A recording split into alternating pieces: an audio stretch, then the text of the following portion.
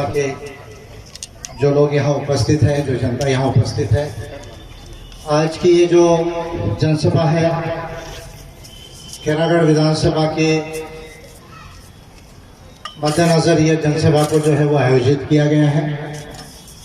आप सब जानते हैं कि खैरागढ़ विधानसभा में आने वाले दिनों में उपचुनाव होने वाला है। उसके मद्देनजर ये जो है वो जनसभा को आयोजित किया गया है। कोविड के कोरोना के बंदी के बाद कोरोना में लॉकडाउन्स में कम ज़्यादा आप जानते हैं कि जनसभाओं को भीड़ को इकट्ठा करने में दिक्कतें रही और वो एक दौर था। उसके बाद में लोगों का काफ़ी जान माल का नुकसान हुआ है, काफ़ी लोगों की जाने गई है, कुछ लोगों की आर्थिक भी बहुत ज़्यादा लॉसेस हुई है। उस बीच में पॉलिटिकल पार्टीज को अपनी बात बोलने के लिए जो है वो जनसभाएं लगाने में उस समय में दिक्कत रही 1.5 साल का।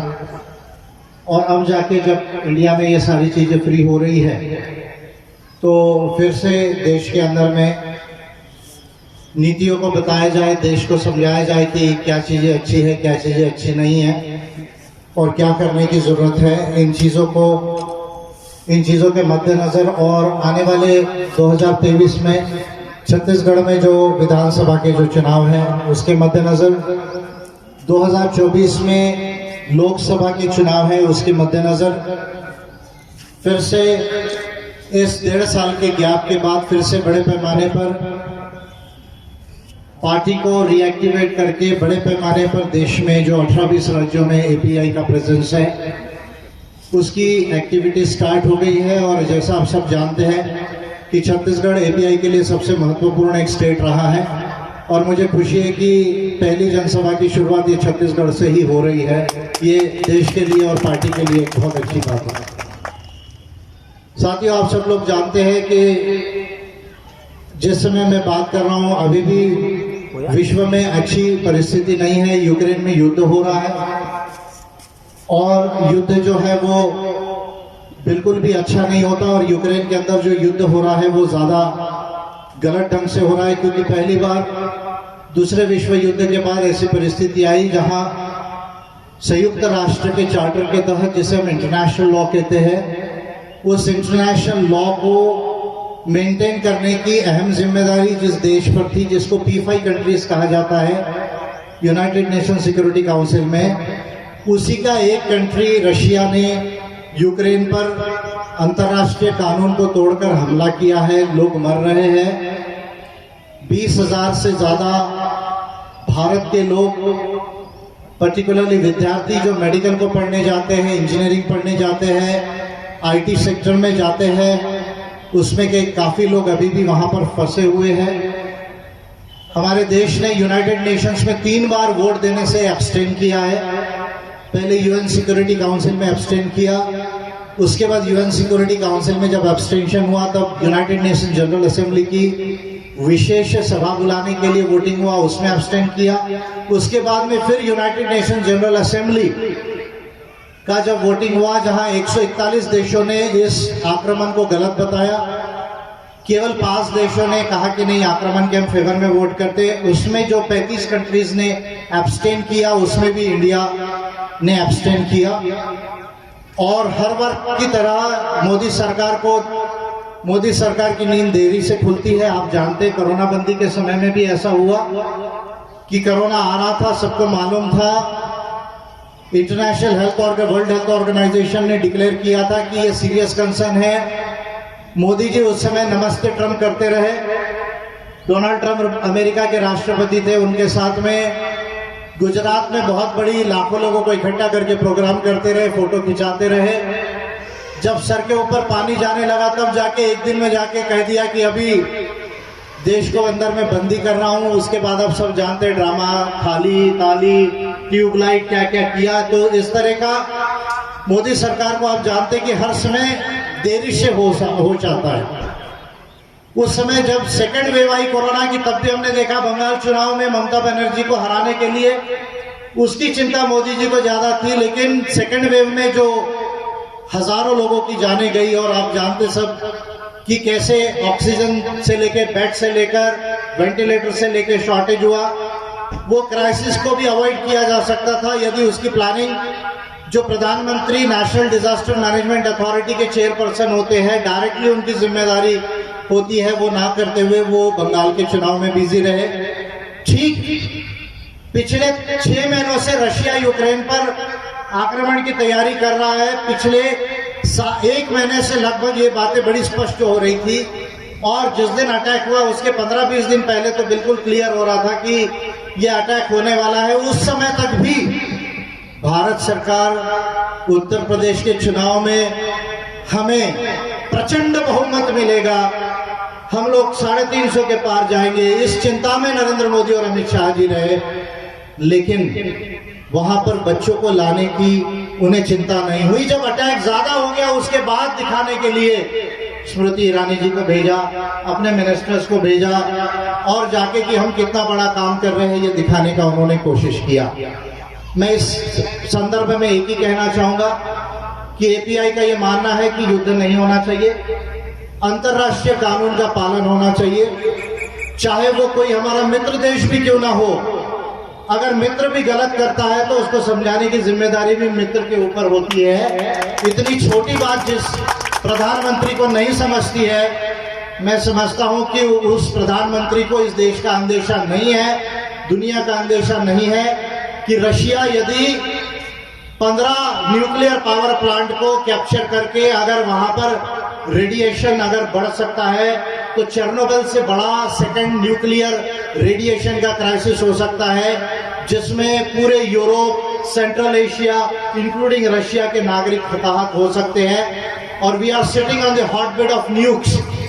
दुनिया में इतने न्यूक्लियर हथियार है कि इस धरती को 400 बार 500 बार उसका अंत किया जा सकता है, और रशिया ने एक बार नहीं 2-2, 3-3 बार न्यूक्लियर हथियारों की धमकी दी है। This is not a sign of a responsible country, a responsible state. जो P5 कंट्री है, जिसको इसी आधार पे यूनाइटेड नेशंस में लिया गया है कि वो एक न्यूक्लियर पावर है और उस पर अंतर्राष्ट्रीय कानून को मेंटेन करने की जिम्मेदारी है, वो कंट्री दुनिया में धमकी दे रहा है कि मैं न्यूक्लियर वेपन यूज करूंगा। मैं समझता हूं कि ये सही नहीं। मैं ये भी मानता हूं कि नाटो का अनियंत्रित विस्तार भी गलत है, लेकिन न्यूक्लियर वेपन्स चलाने की धमकी देना ये किसी भी कंट्री को सूट नहीं करता। हम इस बात को कंडेम करते हैं क्योंकि हम इस धरती पर इंसान है, भारत के नागरिक है, और जीवन हमें प्रकृति ने दिया, मोदी ने नहीं दिया। जीवन हमें प्रकृति ने दिया, मोदी ने नहीं दिया। ये देश बना है, हजारों साल की गोंडवाना से सभ्यता है, इसलिए ये देश बना है।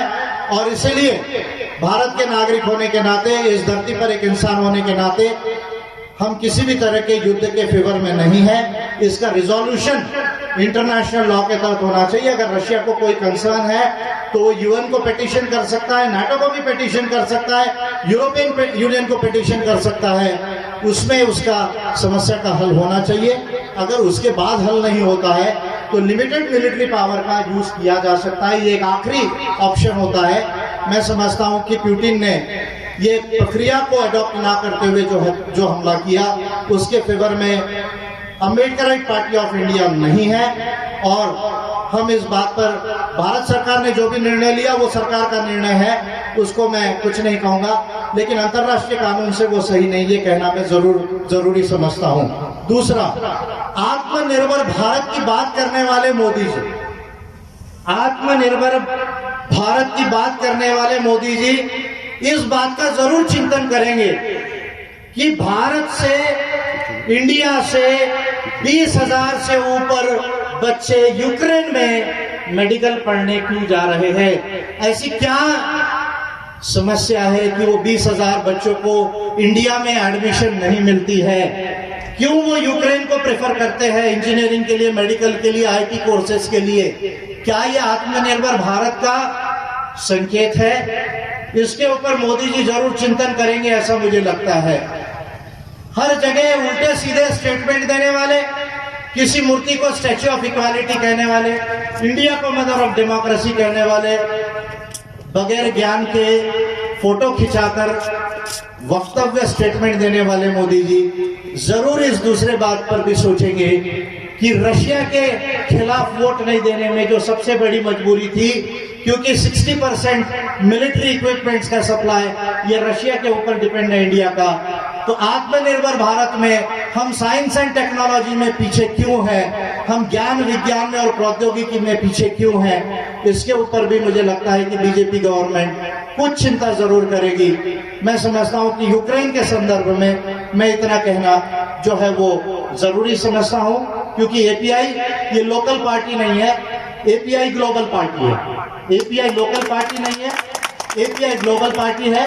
और मेरा ये क्लियर कहना है कि बीजेपी को देश चलाना नहीं आता, ये भोंदू पार्टी है। बीजेपी भोंदू पार्टी है, इनको देश की नीतियां चलाना नहीं आता। अगर चलाना आता तो इंडिया आज अमेरिका चाइना के बराबर खड़ा होता। आज इंडिया इतने पीछे जो है वो खड़ा नहीं होता। ये महत्वपूर्ण बात है जिसको हमें ध्यान में लेने की जरूरत है। दूसरा, छत्तीसगढ़ को लेकर मैं समझता हूं कि छत्तीसगढ़ एक बहुत अच्छा राज्य है, आप सब जानते हैं। मैं छत्तीसगढ़ के लोगों को बड़ा विशेष प्यार करता हूं। छत्तीसगढ़ एक प्रगत जो है वो स्टेट बने, राज्य बने, ये एक महत्वपूर्ण बात है। उसके लिए विशेष नीतियों की जरूरत है। उन नीतियों के ऊपर छत्तीसगढ़ में हमें ध्यान देने की जरूरत है। आप सब जानते हैं कि 2018 के चुनाव में एपीआई जो लगभग 52 सीटों के ऊपर में छत्तीसगढ़ में हम चुनाव यहाँ लड़े थे और लगभग जो है वो 65,000 से ऊपर हमको यहाँ वोटिंग था छत्तीसगढ़ में। लोकसभा में 2019 में हम 11 लोकसभा में जो है वो इलेक्शन लड़े और 11 की 11 सीटों में हमें अच्छा वोटिंग प्राप्त हुआ। अब 2018 में बीजेपी गवर्नमेंट को हमने यहाँ पर जो है वो चेंज करने में बहुत बड़ी भूमिका निभाई और एपीआई की वजह से बीजेपी पर्टिकुलरली पूरे छत्तीसगढ़ में आदिवासियों की सीट हारी है। एक सीट बची हुई थी, उसको भी उपचुनाव में बीजेपी की गई। मैं समझता हूं कि अगर मेरा पॉलिटिकल इंफॉर्मेशन करेक्ट है तो अब यहाँ पर जो सरकार चल रही है वो सरकार कैसी चल रही है उसका भी विवेचन हम आने वाले समय में शुरू करेंगे। केवल ब्लाइंड क्रिटिसिज्म नहीं करेंगे, लेकिन तथ्यात्मक नीतियों के आधार पर बघेल जी की गवर्नमेंट कैसी चल रही है इसका भी हम अभी आने वाले समय में विवेचन करेंगे। आज पहली जनसभा है और छत्तीसगढ़ को लेके विशेष नीति एपीआई की रही है। हमने 2018 में भी इसको डिक्लेयर किया है और आने वाले 23 के लिए भी हम इसको जरूर विशेष नीतियों को डिक्लेयर करेंगे। ये बात मैं आप लोगों को कहना चाहता हूं। और आप सब जानते हैं कि छत्तीसगढ़ में मेरा ये सपना रहा है। क्या सपना रहा है? छत्तीसगढ़ में मेरा सपना रहा है कि एपीआई की गवर्नमेंट बने और एपीआई की गवर्नमेंट अगर छत्तीसगढ़ में बनती है तो वो आदिवासियों के नेतृत्व में बने। ये मेरा जो है वो क्लियर जो है वो व्यू रहा है। सब लोग उसमें रहेंगे उस गवर्नमेंट में, लेकिन नेतृत्व जो है वो आदिवासियों का रहेगा। और ट्राइबल गवर्नमेंट ये सबसे ज्यादा अच्छी गवर्नमेंट हो सकती है, क्योंकि आदिवासी ही एक ऐसा समाज है जो हजारों साल से मानवता के आधार पर जिया है, प्रकृति के आधार पर जिया है। और मैं तमाम देशों से भी ये कहूंगा कि यदि युद्ध नहीं चाहिए और मानव शांति से कैसे जी सकता है, इसे यदि सीखना है और देखना है तो दुनिया के लोगों ने आदिवासी समाज की तरफ देखना चाहिए। दुनिया के लोगों ने आदिवासी समाज की तरफ देखना चाहिए कि शांति से, मानवता से कैसे जिया जाता है। तो मेरा ये हरदम सपना रहा है कि छत्तीसगढ़ में एपीआई की गवर्नमेंट बने, ट्राइबल के नेतृत्व में बने, सब लोगों के लिए, सारे छत्तीसगढ़ के लोगों के लिए वो काम करे, उनके डेवलपमेंट के लिए, उनके राइट्स के लिए। उसकी विशेष तैयारियों की शुरुआत हम इस जनसभा से शुरू कर रहे हैं और मैं समझता हूं कि आने वाले समय में मेरे टूर छत्तीसगढ़ में और बढ़ेंगे। ये दूसरी महत्वपूर्ण बात है। तीसरी बात जो मैं आप लोगों से कहना जरूरी समझता हूं कि इंडिया में, देश के अंदर में आप लोग सब जानते हैं कि महंगाई बढ़ रही है। आप लोग सब जानते हैं कि 27 करोड़ लोगों को जो हमने 1990 से बाद में गरीबी से बाहर निकाला, मोदी गवर्नमेंट आने के बाद और पर्टिकुलरली कोरोना के इस क्राइसिस के बाद फिर शायद 1-2 करोड़ लोग वापस गरीबी में वापस गए। इसका डेटा अभी कंफर्म होना बाकी है। जब डेटा आएगा तो मैं एग्जैक्ट फिगर्स आपको कोट करूंगा, लेकिन पहला इंडिकेशन जो आ रहा है वो ये इंडिकेशन आ रहा है कि 27 करोड़ लोगों को जो गरीबी से बाहर देश में निकाला गया था, लगभग 1 से 2 करोड़ लोग जो है वो वापस गरीबी में जाते हुए नजर आ रहे हैं कोविड के बाद। आप सब जानते हैं कि मोदी गवर्नमेंट ने, पूरे दुनिया की सरकारों ने उनके नागरिकों को कोरोना बंदी में ट्रीटमेंट के लिए, या जो बिजनेस बंद हो गए थे, खाने पीने की जो दिक्कतें आई थी, तो गवर्नमेंट्स ने 5,000, 10,000, 15,000 इस तरह अपने अपने कैपेसिटी से नागरिकों को पैसे दिए। मोदी गवर्नमेंट ने राशन तो दिया, लेकिन डायरेक्ट बेनिफिट ट्रांसफर जिसको कहते हैं, डायरेक्ट पैसा जो ट्रांसफर करना ऐसे क्राइसिस में, वो नहीं किया। मैं आपको छोटा सा उदाहरण बताता हूं। जापान एक कंट्री है। जापान ने सारे जापानीज नागरिक को इंडियन करेंसी के हिसाब से लगभग 73,000 रुपए कोरोना के पीरियड में ट्रांसफर किए, 73,000। और एक इसमें विशेष बात मैं बताना चाहूंगा कि जापान में जिसके भी पास बैंक अकाउंट था, अगर भारत का कोई व्यक्ति वहां 6 महीने के लिए काम से गया वीजा पर और उसने बैंक अकाउंट खोला, जापान में यदि बैंक अकाउंट है, तो वो भारत के नागरिक को भी 73,000 रुपया इक्वली जापानीज गवर्नमेंट ने इस कोरोना बंदी के अंदर दिया था। लेकिन जब भी इंडिया में इस तरह की बात होती है, तो अब डायरेक्ट बेनिफिट ट्रांसफर की पॉलिसी मोदी गवर्नमेंट नहीं करती है। वो कहती है हम किसानों को 6,000 रुपए दे रहे, अच्छी बात है, मैं उसको बुरा नहीं मानता हूं, अच्छी बात है, दीजिए। लेकिन क्या 6,000 से किसान का डेवलपमेंट हो सकता है? ये सोचने की बात है। आप कहते हैं हम गैस दिया उज्ज्वला, अच्छी बात है, दीजिए, महिलाओं के लिए बहुत अच्छी बात है, लेकिन गैस सिलेंडर का भाव आप 1,000 रुपया कर दिया, उसका क्या? ये एक महत्वपूर्ण बात है कि भाई महिलाएं 1,000 रुपए लाएगी कहां से? भाई आप उसको सब्सिडाइज रेट में 350-400 रुपए तक क्यों नहीं दे सकते? ये एक बड़ा इश्यू है। आप कहते हैं कि भाई हम प्रधानमंत्री आवास योजना में घर बनाएंगे, बहुत अच्छी बात है, दीजिए।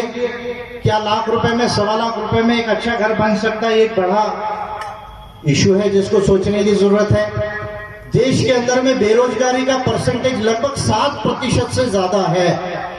किसी भी देश में 2 चीजें बड़ी महत्वपूर्ण होती है अर्थशास्त्र के हिसाब से, इन्फ्लेशन एंड फुल एम्प्लॉयमेंट। उसको कहा जाता है इन्फ्लेशन यानी महंगाई, एंड फुल एम्प्लॉयमेंट। किसी भी देश की अर्थव्यवस्था अच्छी है या नहीं, कल्याणकारी है या नहीं, सारे मानवों के हित की है या नहीं, इसको देखने के अर्थशास्त्र में बहुत पैरामीटर है, पर 2 मेजर पैरामीटर्स है। एक महंगाई, जिस देश की महंगाई 2-2.5% से ज्यादा हो महंगाई की दर, इन्फ्लेशन, जैसे इन्फ्लेशन 4% से ज्यादा बढ़ता है तो उसकी सबसे ज्यादा जो दिक्कत है, उसकी सबसे ज्यादा जो मार है, वो गरीब को और मध्यम वर्ग को पड़ती है। ये एक पहला एस्पेक्ट है। दूसरा, फुल एम्प्लॉयमेंट, यानी 100 लोग काम करने लायक है तो 100 लोगों को काम मिलना चाहिए, रोजगार मिलना चाहिए। और जब मैं रोजगार कह रहा हूं तो केवल गवर्नमेंट सर्विस नहीं कह रहा हूं, चाहे प्राइवेट सेक्टर हो, चाहे सेल्फ एम्प्लॉयमेंट हो, चाहे बिजनेस हो, बट वो एम्प्लॉयड होना चाहिए, अर्निंग होना चाहिए। यदि 100 लोग काम करने वाले हैं और 100 लोगों को रोजगार अवेलेबल नहीं है, तो it is also very serious indicator for economy. देश के अंदर में आज भी 7% से ज्यादा लोग अनएम्प्लॉयड हैं। अगर हम इंडिया के अंदर 140 करोड़ लगभग हमारी जनसंख्या अभी हो रही है, और इंडिया के अंदर में इफेक्टिवली लगभग 79-80 करोड़ लोगों को एम्प्लॉयमेंट होना चाहिए, रोजगार होना चाहिए। इस कोरोना बंदी के पहले लगभग 52 करोड़ लोगों को रोजगार था। अब इस क्राइसिस के बाद वो 44-45 करोड़ लोगों को भी एम्प्लॉयमेंट नहीं रहा है। This is a very serious concern. तो यदि हम मोदी गवर्नमेंट के इकोनॉमिक पॉलिसी के ऊपर अगर देखते हैं, तो इन्फ्लेशन और अनएम्प्लॉयमेंट यानी बेरोजगारी और महंगाई, ये दोनों विषयों के ऊपर मोदी गवर्नमेंट जो है वो इफेक्टिव नजर नहीं आ रही है। ये एक पॉइंट है जिसे हमें ध्यान देने की जरूरत है। दूसरी बात, भारत के अंदर में, देश के अंदर में किसान आंदोलन हुआ। हम सब जानते हैं कि एक साल किसानों को ठंड में, गर्मी में, बारिश में बैठना पड़ा, और किसान आंदोलन होने के बाद जो संसद ने 3 कानून बनाए जो फेयर कानून नहीं थे, उन कानूनों को वापस लेने के लिए मोदी गवर्नमेंट को उत्तर प्रदेश के चुनाव की राह देखनी पड़ी और उत्तर प्रदेश के चुनाव के 2-2.5 महीने पहले वो कानूनों को वापस लिया। देश के किसानों का इनकम कैसे बढ़ेगा, फेयर प्राइसेस उनके फसलों को कैसे मिलेंगे, हमारे देश की खेती जो है वो एक इंडस्ट्री कैसे बनेगी, एक उद्योग कैसे बनेगा, इसके ऊपर स्वामीनाथन आयोग ने काफी कुछ अपने रिकमेंडेशन दिए। लेकिन पहले कांग्रेस की गवर्नमेंट ने और अब बीजेपी के गवर्नमेंट ने इन रिकमेंडेशंस को इम्प्लीमेंट नहीं किया। मैं समझता हूं कि ये बड़ा चिंता का विषय है जो देश में आज भी अवेलेबल है। तो आज मैं मोदी गवर्नमेंट की 3 पॉलिसीज के ऊपर मैं कहना चाहूंगा कि मोदी गवर्नमेंट इस देश में सक्सेसफुली काम नहीं कर पा रही है।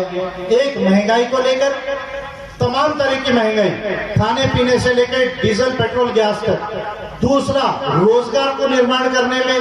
तीसरा, कृषि को एक उद्योग बनाने में, किसानों की आयों को बढ़ाने में। और चौथी बात जो इसके बावजूद मोदी सरकार कर रही है कि profit making public sector enterprises को, यानी जो सार्वजनिक उपक्रम प्रॉफिट में है उनका निजीकरण करने की जो है मुहिम मोदी सरकार ने चलाई है। ये 4 मेजर ऐसी चीजें हैं, मैं समझता हूं कि इकोनॉमिक फ्रंट पर मोदी गवर्नमेंट जो है वो फेल हो रही है। और इसलिए बीजेपी को 2024 में और 2 साल है, हम 2 साल टास्क कर लेंगे बीजेपी को। और मेरा ये क्लियर मानना है, ये मेरा क्लियर हरदम चैलेंज रहा है कि मोदी जी बहुत भाषण देते, एक तरफा टेलीविजन में दिखाते, अरे अमेरिका के राष्ट्रपति बिडेन को देखिए, यूके के प्राइम मिनिस्टर बोरिस जॉनसन को देखिए, पत्रकार उनको कैसे सवाल पूछते हैं और वो कैसे उनका आंसर देते हैं। हमारे देश का 56 इंच के सीने को जब भी सवाल जवाब का सिचुएशन आए तो 56 इंच का सीना पंचर हो जाता है। 56 इंच का सीना पंचर हो जाता है। इस प्रधानमंत्री के अंदर ये करेज नहीं है कि वो खड़ा होके प्राइम मिनिस्टर्स ऑफिस में press conference, neutral press conference जो है वो पत्रकारों को दे दे। और ना ही इस प्रधानमंत्री में ये क्षमता है कि वो लोकसभा में खड़े होके, राज्यसभा में खड़े होके पॉइंट टू पॉइंट अपने पॉलिसीज के ऊपर में बात करे।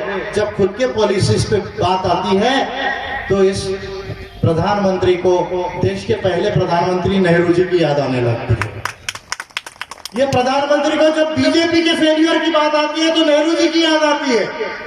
पता नहीं ऐसे प्रधानमंत्री, जिस प्रधानमंत्री का नॉलेज, इंटेलिजेंस और विजन कमजोर हो, वो इस देश को कैसे आगे ले जा सकता है। ये मेरा सवाल बीजेपी को और विशेषतः prime minister of India Modi ji से है। और मेरा ये पुनः चैलेंज रहेगा, आज से जनसभा शुरू हुई है, बीजेपी के लोगों को और मोदी जी को ये मेरा खुला चैलेंज है कि अगर डिबेट करना है तो किसी भी मंच पर लाइव टेलीविजन में ओपन डिबेट विजय मानकर के साथ कर लो। आपको 1 घंटे के अंदर पता चल जाएगा कि इंडिया के अंदर में किसको नॉलेज है, किसको इंडिया को आगे ले जाना आता है।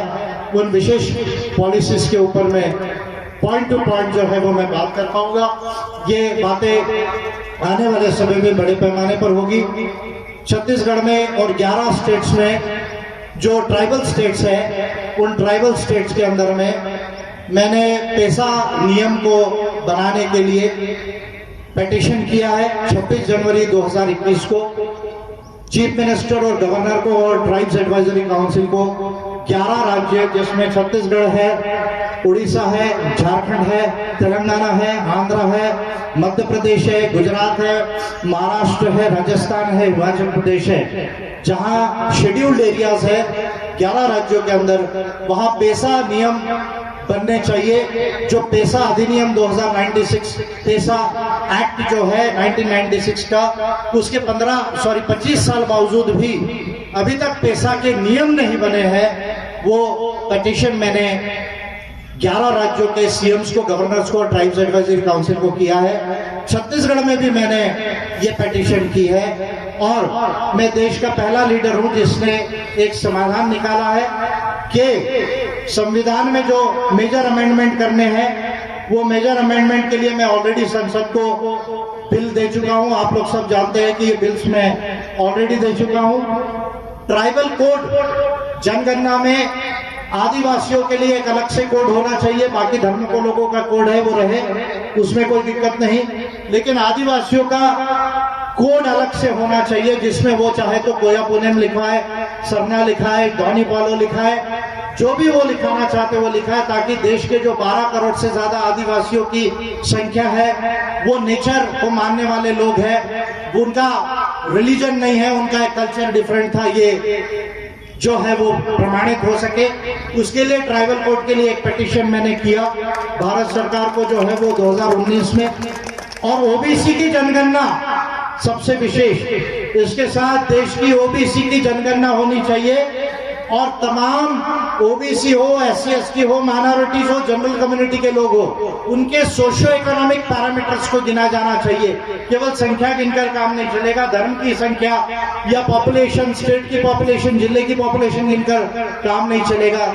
उनके पास कितनी संपत्ति है, वो संपत्ति लैंड में कितनी है, सोने में कितनी है, शेयर्स में कितनी है, म्यूचुअल फंड्स में कितनी है, तमाम फाइनेंशियल नॉन फाइनेंशियल एसेट्स में कितनी है, एजुकेशन कितना है, एजुकेशन है तो गवर्नमेंट स्कूल से या प्राइवेट स्कूल से है, क्या उनको गवर्नमेंट का जॉब है या प्राइवेट जॉब है या खुद का बिजनेस है, उनका पर कैपिटा इनकम कितना है, ये तमाम ऐसे मैंने मेजर 20-25 सोशो इकोनॉमिक इंडिकेटर्स भी बताए हैं जो सेंसस में नहीं होते हैं। उसके आधार पर सारे लोगों का डेटा इकट्ठा हो और विशेषतः ओबीसी का डेटा इस देश में इकट्ठा हो, क्योंकि कई बार बीजेपी के लोग कहते हैं कि नहीं, प्रधानमंत्री तो चाय वाला था, प्रधानमंत्री तो गरीब था। भाई, चाय वाला भी प्रधानमंत्री बन सकता है, मैं जानता हूं, यही लोकतंत्र की खूबी है कि लोकतंत्र की खूबी में चाय वाला भी प्रधानमंत्री बन सकता है, लेकिन चाय वाला चाय बेच के प्रधानमंत्री नहीं बन सकता है। ये मैं नई बात आपको बोल रहा हूं, चाय वाला चाय बेच के प्रधानमंत्री नहीं बन सकता। अडानी और अंबानी की ब्रोकरेज करके प्राइम मिनिस्टर जरूर बन सकता है, अडानी और अंबानी की ब्रोकरेज करके प्राइम मिनिस्टर बन सकता है। और यही कारण है कोरोना बंदी में आप लोग गरीब होते रहे और अडानी एशिया का सबसे अमीर आदमी हुआ। अडानी एशिया का सबसे अमीर आदमी हुआ। बिजनेस करना बुरी बात नहीं है, मैं भी मार्केट इकोनॉमी के फेवर में हूं, लेकिन कितने प्रोजेक्ट्स दिए गए, कितना लोन्स दिया गया, कैसे गवर्नमेंट के तरफ से उनको विशेष हेल्प की गई, इसका विश्लेषण होने की भी जरूरत है। अभी आपने सुना फिर कोई वो आई एबीसी कोई कंपनी है, एबीसी क्या नाम है पता नहीं है, फिर पता चला कि हजारों करोड़ रुपए का फिर जो है वो बैंक का घोटाला कर दिया। मुझे ये बात समझ में नहीं आता है कि माल्या को छोड़कर चौकसी भाई, मोदी, एबीसी कंपनी, ये सारे जो बैंक को डुबाते हैं ये गुजरात से ही क्यों होते हैं, मुझे आज तक समझ में नहीं आया। इसका सीक्रेट अगर कोई मुझे बता दे कि ये ज्यादातर लोग जो बैंक का पैसा लेकर भाग जाते हैं या बैंक को डुबा देते हैं, ये उधर के ही क्यों होते हैं, ये आज तक मुझे समझ में नहीं आया। तो ओबीसी की जनगणना हो, ये कहते हैं कि भाई चाय वाला प्राइम मिनिस्टर बना, गरीब था बना, कोई दिक्कत नहीं, डेमोक्रेसी में हो सकता है। फिर कभी कहते हैं नहीं तो प्रधानमंत्री तो पिछड़ा वर्ग के है।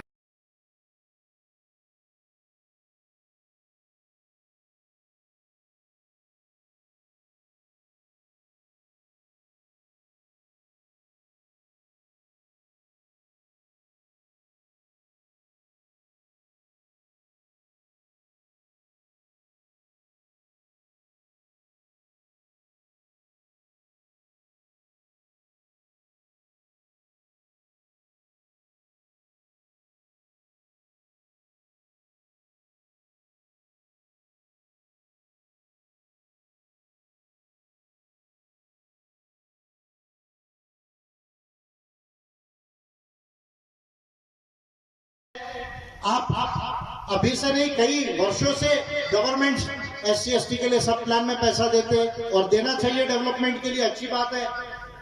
अभी परसेंटेज में वो कम हुआ है, मनरेगा का बजट कम हुआ, सब्सिडीज और वेलफेयर बजट कम हुआ इस बजट के अंदर में। लेकिन आपने आज तक ओबीसी के बजट का प्रोविजन क्यों नहीं किया 2014 के बजट से? ये सवाल मैं बीजेपी की सरकार को, मोदी गवर्नमेंट को पूछना चाहता हूं कि आपके सरकार में 100 रुपए में देश के 50% ओबीसी के लिए आप 50 पैसा भी क्यों नहीं दे पाते? ये सवाल इकोनॉमिक्स का बड़ा महत्वपूर्ण। राजाओं का समय चला गया, लोकतंत्र में प्रजा का भी समय चले गया, लोकतंत्र में जनता का समय शुरू हुआ है। लोकतंत्र में जनता का समय शुरू हुआ है। इसलिए अभी जो भी चुनाव इधर लड़े होंगे तो उनका निधन हुआ, उनके प्रति मेरी सांत्वना है, उनके परिवार के प्रति जिनका भी निधन हुआ। लेकिन अभी खैरागढ़ विधानसभा में एपीआई का कैंडिडेट होगा उपचुनाव में, इसको मैं डिक्लेयर कर रहा हूं। और ये उपचुनाव को एपीआई जो है वो लड़ाएगी। और अभी से एडवांस में आपको कह रहा हूं, इधर एडवांस में मैं आपको कह रहा हूं कि एपीआई का कैंडिडेट जब नाम करेगा उसका खड़े। हम नीति वाली पार्टी, हमारा सारा पॉलिसी क्लियर है। ढालचंद्र साहू जो है वो खैरागढ़ विधानसभा से जो है वो उपचुनाव में एपीआई के ऑफिशियल कैंडिडेट होंगे। और यहाँ पर जो है एक नया तरीका पॉलिटिक्स जो है वो शुरू होगा।